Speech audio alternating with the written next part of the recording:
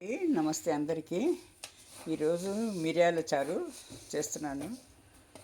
అంటే అన్నీ ఉంటాయి, జీలకర్ర పొడి ఉంటుంది చూడండి, మసాలాలు. ఇది మిరియాల పొడి, జీలకర్ర పొడి చూడండి, వెల్లుల్లి దంచి పెట్టుకున్నాను, ఉల్లిపాయలు కొద్దిగా, కరివేపాకు, పచ్చి కరివేపాకు అండి, పైన కోసుకొచ్చింది, ఎండుమిరపకాయలు. ఇది అందరూ చేసేదే రసము. ఇది టమాటాలు ఇలా పిసి పెట్టుకున్నానండి. ఇప్పుడు టమాటాలు విరివిగా దొరుకుతాయి కదా, టమాటాలతో కూడా చేస్తున్నాను. దీంట్లో కొద్దిగా ఒక స్పూను చింతపండు కూడా వేస్తాను, కానీ టమాటాలు ఎక్కువగా ఉంటుంది. ఇప్పుడు ముందుగా ఆయిల్ చేసి ఆవాలు జీలకర్ర వేసుకున్న తర్వాత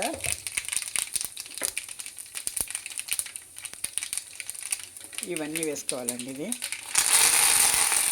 రసానికి సంబంధించింది కాబట్టి ఇది జీర్ణకారి అండి. రసము ఈ వింటర్ సీజన్లో మన జీర్ణక్రియ మందగిస్తుంది కాబట్టి వీక్లీ ట్వైస్ కానీ థ్రైస్ కానీ చేసుకోండి ఇది రసము.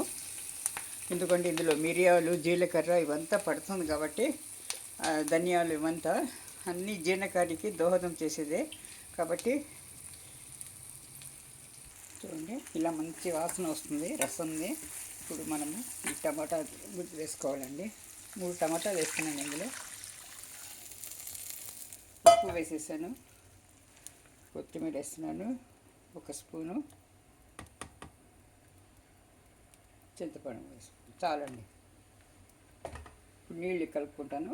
ఉడికిన తర్వాత చూడండి, పొంగి వస్తుంది కదా, ఈ పొంగి వచ్చిన తర్వాత మనం దింపేయడమే. వేడి వేడి రసం రెడీ అండి. ఈ వింటర్లో తప్పకుండా రైస్ టైం చేసుకోండి. అన్నీ జీర్ణకారికి సంబంధించింది.